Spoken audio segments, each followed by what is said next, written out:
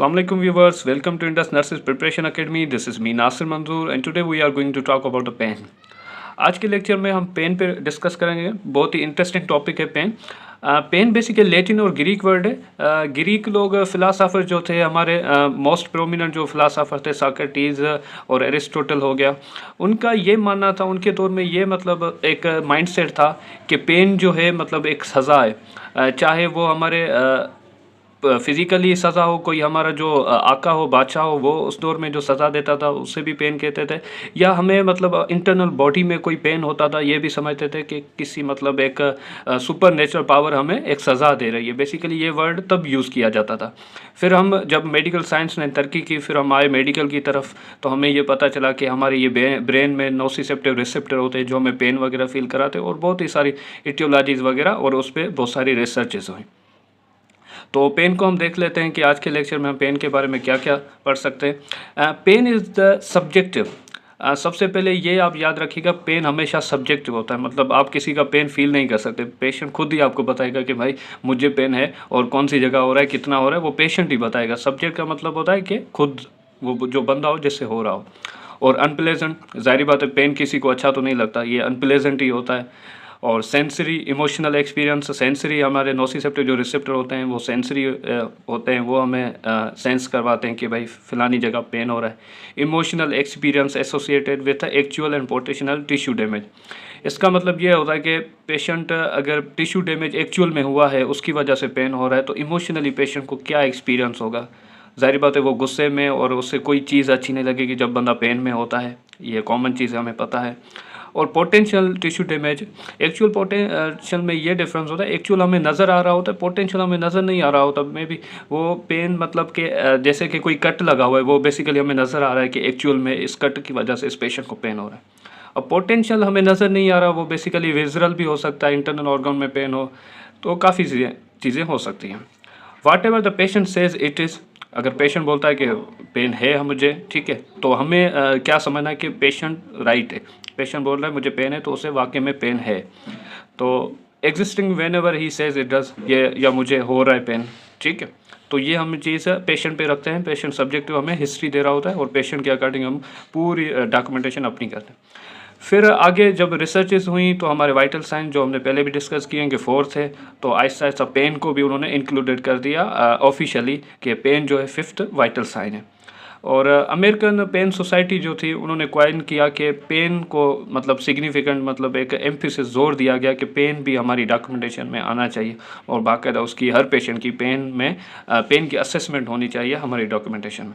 फिर वो बाकायदा एक लॉ पास हुआ, मतलब जो थ्योरी आती है साइंस की वो पास हुई कि जो भी हमारे वाइटल साइन है उनमें पेन को आप इंक्लूड कर दें और अपनी डॉक्यूमेंटेशन। तो आजकल भी अच्छे सेटअप पे या किसी अच्छे खासे हॉस्पिटल में पेन असेसमेंट के बाकायदा एक फॉर्म होता है, वो फिल करना पड़ता है हर किसी पेशेंट का। फिर आ जाते हैं हमारे कंपोनेंट्स ऑफ पेन। पेन के 2 कंपोनेंट्स हैं बेसिकली। सबसे पहले कि पेशेंट खुद रिएक्ट करता है पेन का, ये उसका कंपोनेंट है। दूसरा है कि उसकी सेंसेशन जो होती है वो फील करवाती है बॉडी की, हर्ट होता है, उससे दर्द होता है, वो बेसिकली होता है। ये 2 चीज़ें हमारे पेन के कंपोनेंट हैं। और फिर आ जाता है signs and symptoms. Sign and symptoms basically क्या होता है कि पेन अगर किसी भी पेशेंट को हो रहा है तो उसको क्या फील होगा, उसकी क्या क्या फिजियोलॉजिकली चेंजेस आएंगे।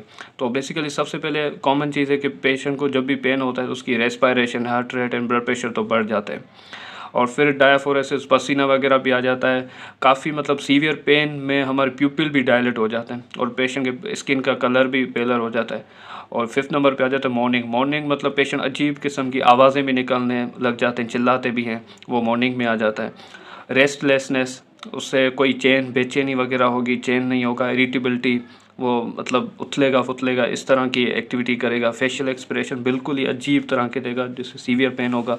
वर्बल स्टेटमेंट करेगा, अपनी आवाज़ें निकालेगा, ये भी मतलब मॉर्निंग में आ जाता है। लेकिन मॉर्निंग में हमें समझ नहीं आती आवाज़, कोई मतलब एक्चुअल उसमें बात नहीं होती। वर्बल स्टेटमेंट में वो बोल रहा होता है कि मुझे मतलब पेन रिलीज़ करो या कुछ करो। बॉडी मूवमेंट्स, वो अपनी बॉडी को मूवमेंट करवाएगा, जितना उससे ज़्यादा पेन होगा उसके अकॉर्डिंग। फिर आ जाता है फैक्टर्स इन्फ्लुएंस रेस्पॉन्स पेन। कौन कौन से फैक्टर्स होते हैं जो पेन को मतलब इन्फ्लुएंस करते हैं, पेन को मतलब असरअंदाज होते हैं पेन के ऊपर। सबसे पहले होता है मीनिंग ऑफ पेन। पेन का मतलब पता होना चाहिए, ये पेन कितनी इंटेंसिटी और हर इंडिविजुअल के अकॉर्डिंग ये अलग होता है। जैसे कि बाज़ औक़ात ऐसी कौमें भी होती हैं जिनको पेन कम होता है, ये एक साइंटिफिक रिसर्च भी है। डिग्री ऑफ पेन, कितनी डिग्री तक पेन है, वो भी फैक्टर इन्फ्लुएंस करता है। पास्ट एक्सपीरियंस, किसी को पहले भी पेन हुआ है पेशेंट को, तो उसके एक्सपीरियंस मतलब कम हो गए। नोसिसेप्टिव रिसेप्टर जब ज़्यादा रिलीज़ होते हैं, ये भी एक रिसर्च है। सोशल फैक्टर्स, मतलब समाजी तौर पे वो पेशेंट कितना एक्टिव है, जिनकी मतलब विल पावर ज़्यादा होती है उनको पेन होता तो है बेसिकली, लेकिन क्या करते हैं कि वो शो ऑफ भी नहीं करते हैं। साइकोलॉजिकल फैक्टर्स, पेन हो रहा है तो उसको किस तरह से मैनेज कर रहे हैं, कोपिंग कर रहे हैं, एंजाइटी वगैरह है वो किस तरह से कर रहे हैं। Number 6 physiological factors, physiologically very करता है कि एक कॉन्टिनेंट से दूसरे कॉन्टिनेंट में लोगों के फिजियोलॉजी के वेरिएंस आ जाती है, वो पेन को मतलब फील कम करवाते हैं।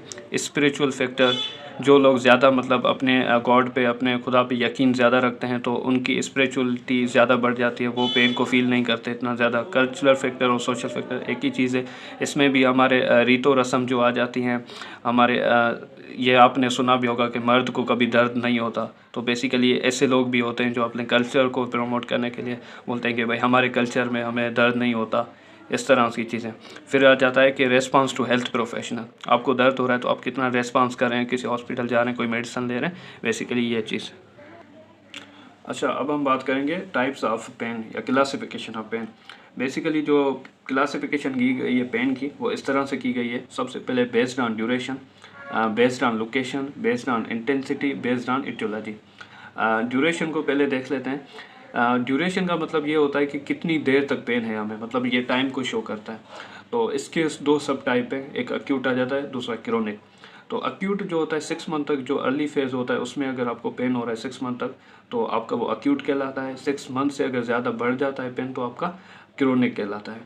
ये बेसिकली ड्यूरेशन के हिसाब से इनकी क्लासिफिकेशन दो हिस्सों में की गई है। फिर आ जाता है बेस्ड ऑन लोकेशन। लोकेशन के हिसाब से दो टाइप हैं, एक नॉन रेफर्ड है, दूसरा रेफर्ड है। नॉन रेफर्ड इस तरह का पेन होता है कि एक ही जगह हो रहा होता है, ठीक है, वो रेडिएट नहीं होता। और जिस तरह से हमारा हेडेक या माइग्रेन होता है एक ही जगह हो रहा होता है, वो कहीं रेडिएट नहीं होता, तो वो हमारी लोकेशन के हिसाब से इसकी क्लासिफिकेशन है। दूसरा है रिफर्ड।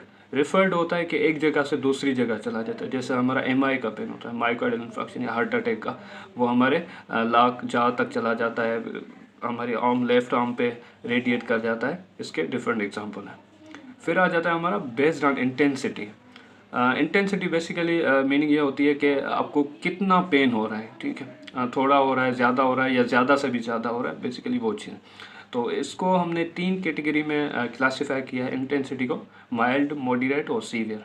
और आप लोगों को पता होगा कि पेन का जो स्कोर है वो भी 10 है, ठीक है। तो ये स्कोर के हिसाब से हमने इसको डिवाइड किया है कि माइल्ड अगर 1 से 3 तक होगा तो हम बोलेंगे माइल्ड है, और मॉडरेट 4 से 6 होगा तो ये मॉडरेट बोलेंगे, और 7 से 10 तक होगा तो हम सीवियर बोलेंगे। ये बेसिकली स्कोर के हिसाब से इसकी इंटेंसिटी सेट की गई है।